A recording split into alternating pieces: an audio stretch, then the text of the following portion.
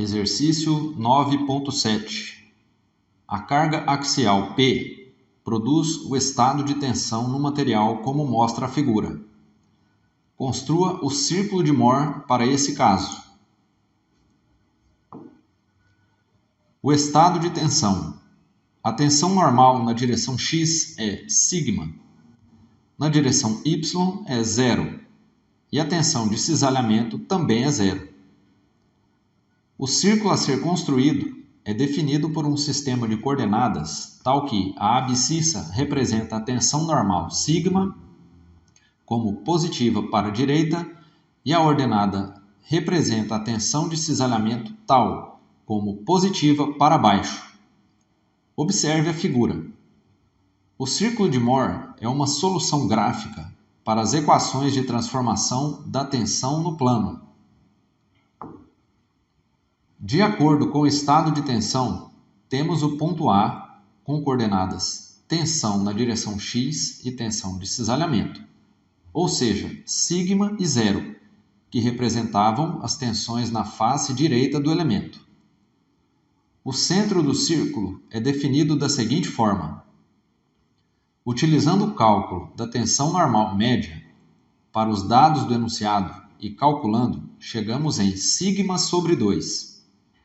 Ligando os pontos C, centro do círculo, e o ponto A, temos o raio do círculo, que nesse caso é sigma sobre 2. Então, vemos a imagem do que foi dito anteriormente.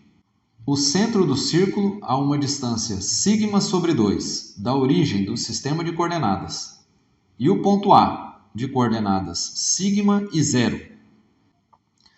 A distância entre os dois pontos define o raio do círculo, que girado em 360 graus define o círculo.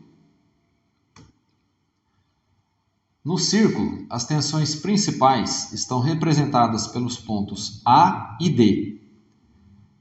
Tensão principal 1, no ponto A, com módulo sigma, e a tensão principal 2, no ponto D, com módulo zero.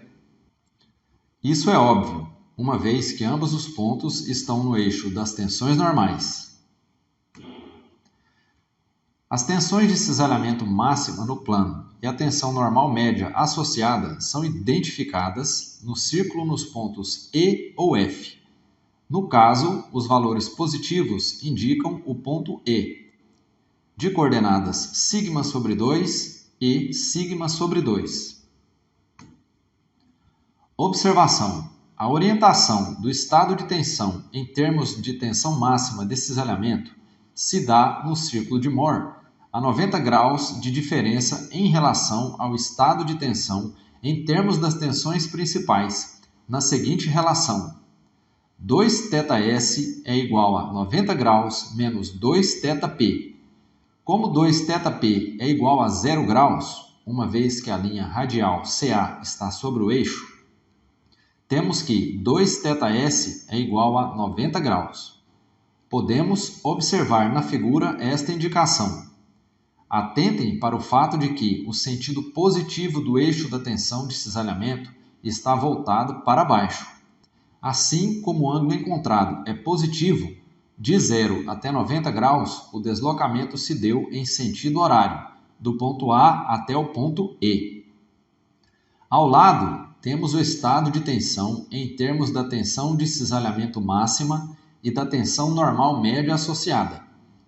Repare que nessa representação, a variação é o ângulo θs, que é 90 graus dividido por 2, ou seja, 45 graus, como deve ser. Repare que na face direita do elemento, o sentido da tensão de cisalhamento é positivo, para cima. Isso foi retirado do círculo, uma vez que a orientação de 2θs nos levou ao valor positivo da tensão de cisalhamento, no ponto E. Isso pode ser confirmado com a utilização da equação de transformação da tensão de cisalhamento para os dados do enunciado e com um ângulo de menos 45 graus, uma vez que no estado de tensão o sentido horário é o negativo. O valor encontrado para a tensão de cisalhamento será sigma sobre 2, confirmando o sentido apresentado no desenho para aquela face, e que corresponde ao ponto E no círculo. Você pode confirmar isso fazendo os cálculos. Reflita bem sobre a relação do círculo com o estado de tensão. Outra coisa a se pensar é que a tensão no elemento, que representa a tensão de cisalhamento máxima no plano, de forma geral, é negativa, uma vez que está com os sentidos contrários aos da convenção.